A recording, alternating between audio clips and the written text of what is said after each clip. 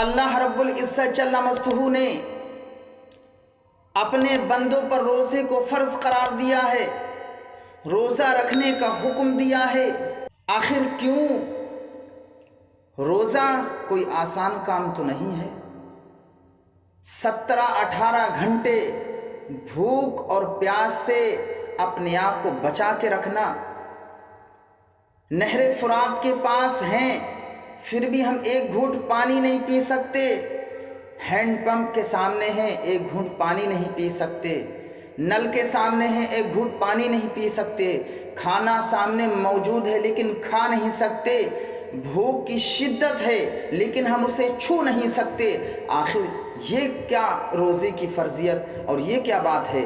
بظاہر تو یہ محبت نہیں لگتی کہ اللہ رب العزت اپنے بندوں پر محبت کرتا ہے، ایک تو کھانے اور پینے سے روک دیا۔ یہ عقل ہماری اس بات کو تسلیم نہیں کرتی۔ بظاہر تو ایسا معلوم ہوتا ہے کہ اللہ رب العزت اپنے بندوں سے محبت نہیں کرتا، لیکن حضرات محترم جو ہماری عقل میں آتی ہے بات وہ ہم سمجھ جاتے ہیں، جو عقل میں نہیں آتی ہے اس کو ہم انکار کر دیتے ہیں۔ دین کی باتیں، شریعت کی باتیں عقل میں نہیں آتی ہیں۔ حضرات محترم دین کی کچھ ایسی حکمت والی باتیں ہوتی ہیں جو ہماری عقل اور شعور میں وہ باتیں پھنستی نہیں ہیں، دماغ میں نہیں آتی، کمی ہے، لیکن اللہ رب العزت جل مجدہ ان تمام باتوں سے پاک ہے۔ اللہ کی شان بہت بلند ہے، اللہ کی شان بہت بڑی ہے۔ اللہ نے اپنے بندوں پر جو روزے کو فرض قرار دیا ہے اس کا مقصد یہ نہیں ہے کہ وہ اپنے بندوں پر ظلم کرے، بلکہ اللہ تعالیٰ اپنے بندوں کو ظلم سے نکالنا چاہتا ہے۔ اللہ رب العزت اپنے بندوں کو آرام دینا چاہتا ہے، اللہ اپنے بندوں کو خوش رکھنا چاہتا ہے، اللہ اپنے بندوں کو تمام بیماری اور بلاؤں سے دور رکھنا چاہتا ہے۔ آپ کو معلوم ہے کہ جب اللہ رب العزت جل مجدہ نے تو بندے کی تخلیق فرمائی ہے، بندے کو بندے کا نقش و نگار بنایا ہے ماں کے شکم میں، اللہ رب العزت نے اپنے بندے پر کتنا کرم فرمایا، اسے حسین بنایا، اسے جمیل بنایا، اسے عقل و شعور دیا۔ تو ادھر ماں صرف اپنے بچے کو جنم دیتی ہے، تو اگر بچے کو، اس کی اولاد کو کوئی تکلیف ہو گئی، کوئی پریشانی ہو گئی تو ماں کا کلیجہ پارا پارا ٹکڑے ٹکڑے ہو جاتا ہے، وہ بے چین اور بے قرار ہو جاتی ہے۔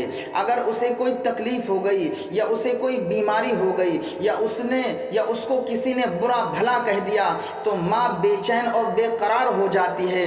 وہ ماں جس نے صرف پیدا کیا، پھر اس اللہ کی شان اور اس کی عظمت کا کوئی اندازہ لگا سکتا ہے کہ اس ماں نے صرف پیدا کیا تو اس کا عالم یہ ہے کہ بے چین اور بے قرار ہو جاتی ہے۔ ارے اللہ نے تو انسان کی تخلیق فرمائی، اللہ نے انسان کو بنایا ہے، ماں کے شکم میں نقش و نگار کو بنایا ہے، اس نے ہاتھ اتنے حسین و جمیل بنائے، کان اتنے حسین و جمیل بنائے، ناک، آنکھ، کان، ہاتھ، پیر اس نے اتنے خوبصورت بنائے، بولنے کی صلاحیت زبان کے اندر اتنی پیاری رکھی، تو اللہ اپنے بندوں پر کیسے جو ہے غصہ ہوگا یا کیسے ظلم کرے گا؟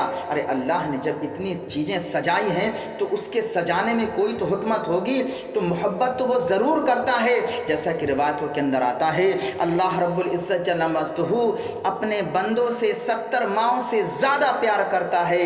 تو اب اس کے پیار کا کوئی اندازہ لگا سکتا ہے؟ جب ایک ماں کی پیار کا اندازہ نہیں لگا سکتا تو اللہ تو 70 ماؤں سے زیادہ پیار کرتا ہے۔ اور اللہ رب العزت اپنے بندوں کو اس لیے روزے رکھنے کے لیے کہتا ہے کہ بندے نیکوکار بنیں، بیماری سے محفوظ رہیں، پریشانی سے محفوظ رہیں، طرح طرح کی بلاؤں سے محفوظ رہیں۔